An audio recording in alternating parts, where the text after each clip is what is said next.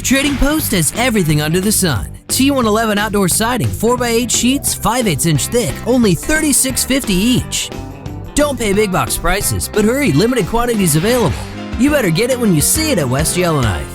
There seems to be no shortage of Chattanooga's interest in taking care of those less fortunate, and certainly you can see that in our next guest and the work that she helps to do every day, because Kimberly Race is here on behalf this morning of the Union Gospel Mission. John Rector, who typically is here, is a little bit under the weather. So he is. He sent you in his stead. He did. And we're glad he did, because the timing is very appropriate. This Arctic blast coming in, and people need help. Yes, with this cold weather that's hitting us this week, you have to remember those who do not have a home.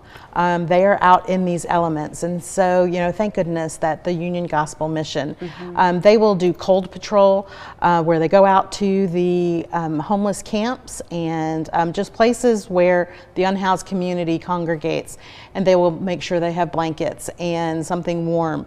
Hand warmers. We have blessing bags that the community often makes, and we need them. We need a lot of them right now.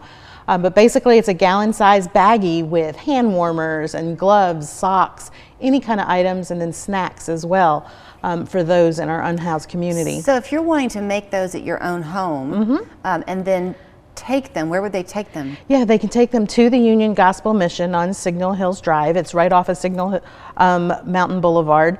You can look at it on our website, give you exact directions, but you can just bring it right to us. And then when we have cold weeks like we will this week, we will go out and we'll distribute those. So at the Gospel Mission itself, typically who they're helping are the homeless men in the area. But with these types of things, it's anybody. And so often the homeless have children. Yes, and so we go out and anyone we see that are in the elements, we'll give them those bags.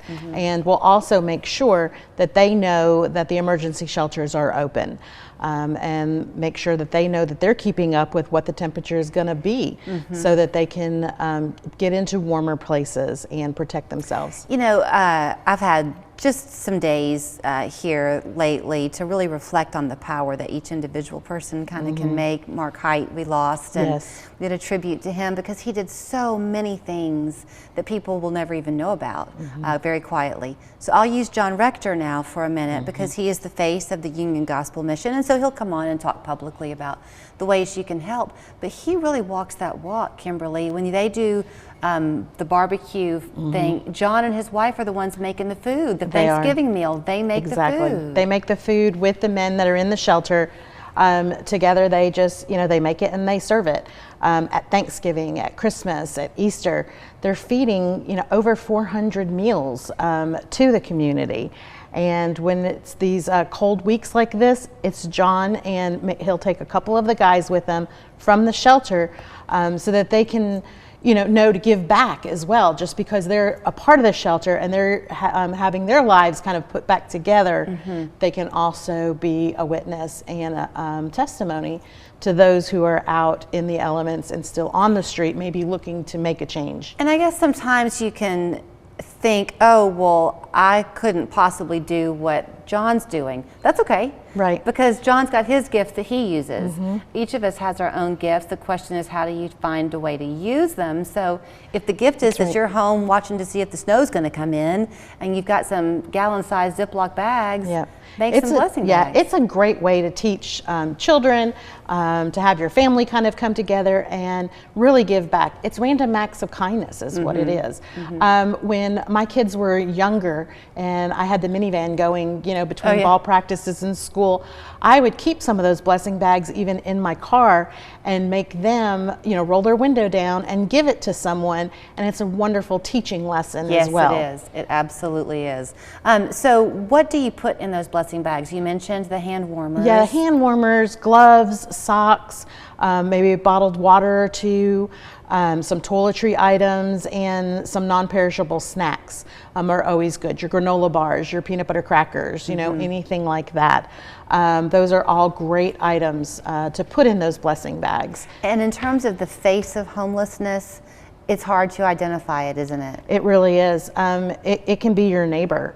There are so many people who, with the economy, are living on the edge and at any moment can be evicted, and to find themselves in a situation where they have nowhere to go. They don't have family. They don't have those safety nets that maybe you or I might have. And so often I've had some conversations just this week that have been really centering for me about medical expenses. Because it's not, at some point your insurance only covers so much. Exactly. And people can just be they can have their lives destroyed. Right. Most of my adult life have been in the career of nonprofits, and I have heard so many different stories, but some their medical expenses just got too large and they just had no more money when it was, the end of the day.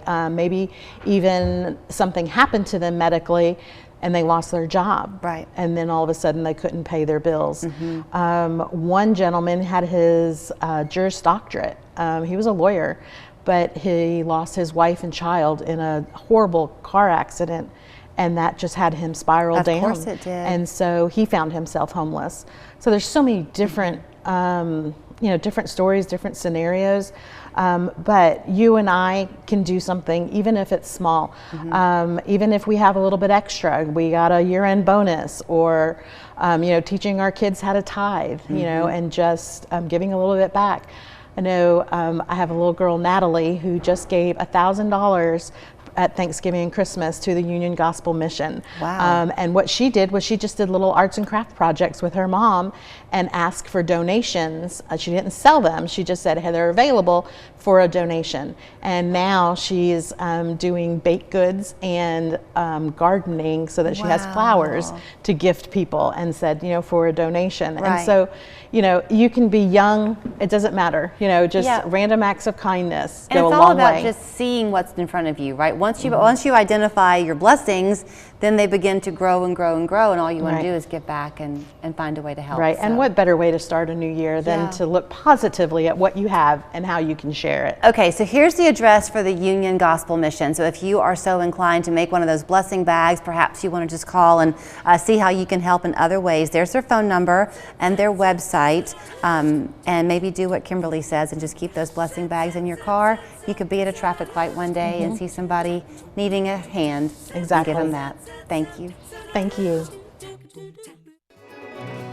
Since 1979, we have proudly been serving the Chattanooga community.